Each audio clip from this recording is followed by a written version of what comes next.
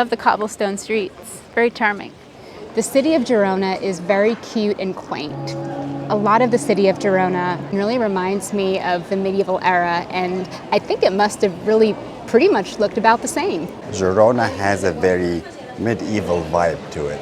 It's a great day trip from Barcelona. It only takes about an hour or two to get here, depending on which train you take. I feel like I've been transported back into the medieval ages.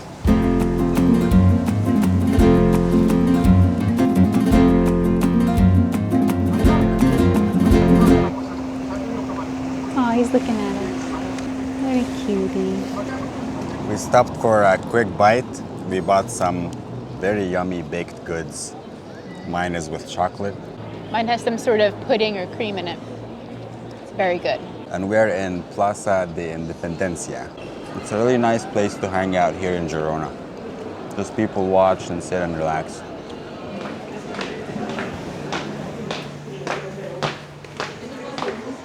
This red metal crisscrossed structure is a bridge, and it was built in 1877 by Gustave Eiffel. And they built it, Gustave Eiffel and his company built this bridge just before they built the Eiffel Tower in Paris. With a background as awesome as this bridge is a perfect place for selfies. This is the Cathedral of Girona. It's very impressive, very huge. What's interesting about this church is that it took hundreds of years from start to finish. It began 2,000 years ago as a Roman structure, and then over the hundreds of years it evolved into a mosque, a Romanesque church, and then finally to this magnificent form we see today. Inside is just this huge, cavernous, dark cathedral, and you really get that Gothic feel from it. This church has the widest nave of all medieval churches in the world. The nave area of the church is where the congregation sits, so that's where all the pews would be, where people sit. It's 75 feet wide. When you're standing in the nave, because it is so wide, you just feel so small looking up at the beautiful architecture and the stained glass windows that are more towards kind of the top of the ceiling. You feel the power of the organ? Oh yeah. I love that we're getting a concert.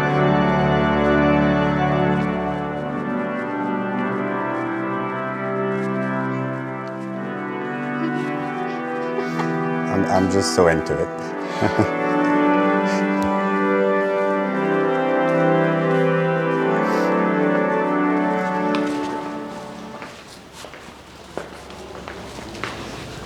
We're in the cloister area of the Girona Cathedral now. It's a beautiful outdoor courtyard.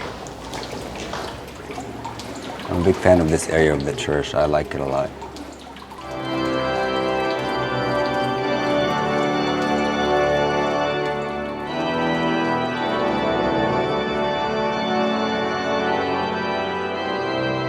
So right next to the Cathedral of Girona, if you go to the right and then another right, you will discover what looks initially like a hiking trail, but keep going until you find this place, Torre Gironella. It's an ancient castle, but what's really cool about it is this wall right here.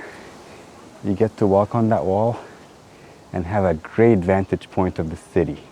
There's so many nice surprises in Girona. We found a medieval castle that had an amazing lookout up spiral stairs. We found lots of hidden alleyways and passageways and stairs and so many interesting things. This may be an ancient toilet.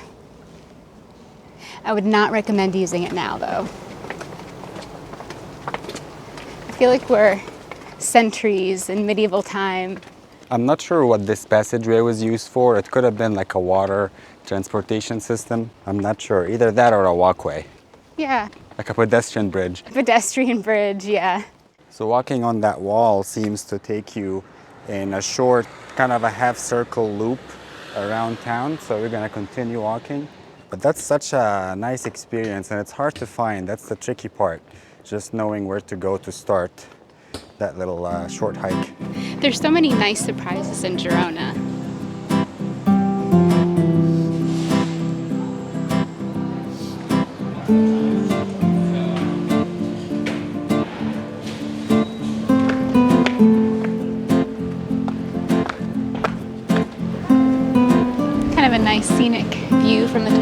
stairs.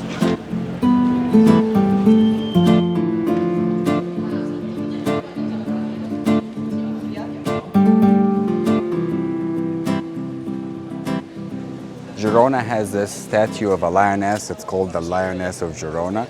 Supposedly, you're supposed to come here and kiss its butt and your wishes will come true. However, there's a sign above me that says that you can't really kiss the butt directly with your mouth. So people come and either rub the butt or like wave a kiss at it, and hopefully their wishes will come true.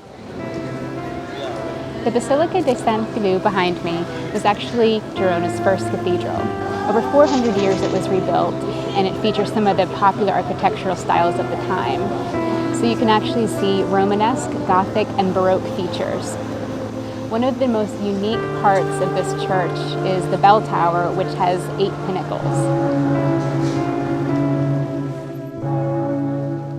We just went into the Arabic bath. When you go into the ancient Arabic bath, there are a series of several rooms. The first room has a basin in which I assume the ancient men would go in and wash themselves off. And then after that, there are a series of 3 other rooms.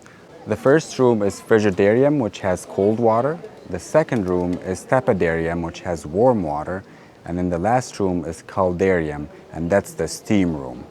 And after that, you would be squeaky clean as any man in the medieval era can be.